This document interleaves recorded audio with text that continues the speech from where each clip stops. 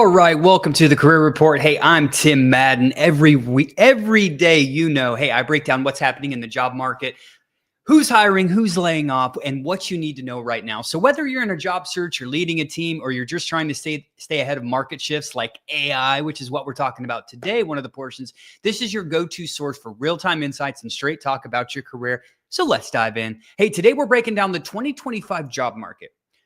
From widespread layoffs hitting even senior leadership to how AI is reshaping corporate roles and consulting work. So with companies like Goldman Sachs, Walmart, Southwest, to even firms like McKinsey and Deloitte, they are integrating AI into daily operations. Executives can no longer rely on status or tenure alone. And I want to let you know before we get started, okay? The future is going to belong to leaders who adapt fast, embrace technology, and shift from managing tasks to driving insights and transformation. So let's dive in. Number one, mass layoffs and slowdowns in hiring. Okay. A wave of workforce reductions is sweeping across multiple sectors. You've seen it this year, right? U.S. companies have already announced more than 1 million job cuts this year. The biggest impacted? Tech firms. Tech firms are, the most impacted right now. A recent tracker actually showed numerous layoffs, hiring freezes, and restructuring. Guess what it's tied to, ladies and gentlemen? Automation and AI adoption. Here's two examples for you. Goldman Sachs is targeting underperforming VPs. Hey, for my people at Goldman Sachs at the VP level, it's your annual review time, and they plan to cut a percentage of its workforce. Walmart is also trimming 1,500, not people who work at Walmart, not the store managers, 1,500 corporate professionals, right? Learn AI, ladies and gentlemen. These are we're not talking about entry-level cuts here. We're talking about mid and senior level roles being impacted. You cannot assume immunity from market shifts. It's just impossible. So you need to ask yourself, okay? I'm going to slow down for a sec. You need to ask yourself, I'm going to get a drink of water so you can really be present for what I'm about to say. Are you demonstrating adaptability, strategic value? Are you demonstrating adaptability and strategic value despite what's going on in the marketplace? You have to learn these new skills because number two for today, the frontier of AI is increasingly influencing job markets and leadership roles.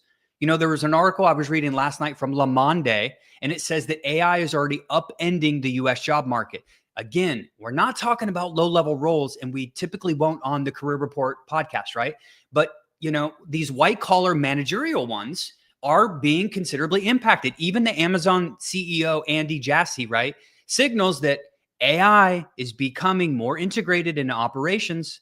The company expects its corporate workforce to shrink over time. Don't quote me on this, but I believe I read something yesterday. I should have included it in today. So don't quote me on this, but I think I saw something like Amazon's replacing, close to 75,000 workers because of AI. I will get you the exact number on that tomorrow. But AI, right, and generative AI, which if you don't know what that is, I was like, hey, how can I make it just extremely simple for you to understand, right? If you're not into ChatGPT, Dolly, Claude, if you're not, man, learn those tools. Generative AI is a type of artificial intelligence that can create new things. What I mean by that is this type of AI can write stories, draw pictures, make music, talk with you, create presentation decks, even do very deep business analyst type work, all on its own. It learns by studying huge amounts of information, books, websites, images, Reddit to understand, patterns. Once it learns those patterns, it can use them to produce something completely new. People are using this to do some wild stuff. You've probably seen it in actions like ChatGPT, some of you use, which can write essays, answer questions, or Dolly, right? If you've used that, which can turn text into pictures. Instead of just giving answers, though, this generative AI actually creates, right? Making it one of probably the most powerful technology we've seen since I've been alive that's shaping the future creativity. Here's why it matters for you. I don't care how successful you are at the director, VP, and executive level. You have to get very serious right now about, hey, you must consider how AI is going to change your future job, right? and what parts of my job are no longer going to be needed, the heavy admin work, etc. If you don't know, I didn't put this in today's episode, but Alex, remind me next time. Hey, Google just announced like a Google AI workspace. Do you know what it's going to do? It's going to connect everything. It's going to connect Slack, your email, all of your Google apps, everything, to basically allow you to make better. That's what we're talking about tomorrow. I don't have enough time today, but we're talking about the Google AI workspace. It's freaking crazy of how much more productive you're going to be. And that's what we're really talking about. If you don't know, I would say first, if you're not adapting AI, or if you are, you can be probably 5 to 10 times more productive. Things that used to take me hours, right? Like for instance, presentations, training, etc. I'm able to do now in a matter of minutes. So listen, you have to learn this. You have to learn this because moving on to the next one, consulting firms are transforming how they deliver work. I know you've heard of McKinsey, Deloitte, the big ones, right? More than 70% of their 45,000 consultants at McKinsey, guess what they're using? They've created their own AI called Lily. It's designed to tap into, are you ready? 100 years of internal documentation and knowledge. Guess what it's going to do? Assist with research, data analysis, and link to experts. Do you realize how powerful that is? Huge teams that would evaluate businesses. Now you're going to snap a finger and it's going to say, hey, we know why the business is struggling. Do this. At Deloitte too, there's an explosive shift. Consultants now are like being told, right? Being ordered. You must adopt an engineering first mindset. We don't care who you are because AI is reshaping these consulting frameworks. And unfortunately, man, business analysts, you guys are going to be you guys and gals, okay, are going to be the ones that are impacted the most because according to Deloitte's research, while early career workers are more optimistic about AI, many recognize that the tasks they traditionally handle, like analysis, reporting, routine modeling, are going to be automated, meaning fewer traditional jobs. For those in analyst work and modeling, man, it is insane how quickly you can model a business by taking all of the data, putting it into these different,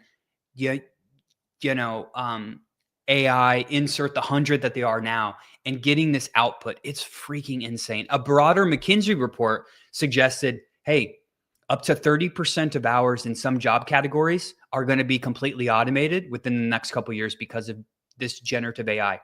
Here's what it means for you.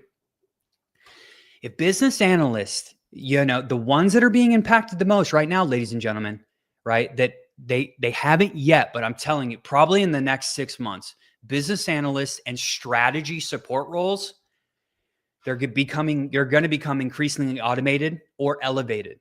So what you need to do is rather than being the master of analysis, the master of strategy, are you ready? You need to be the master of insight, interpretation, guidance, and decision-making.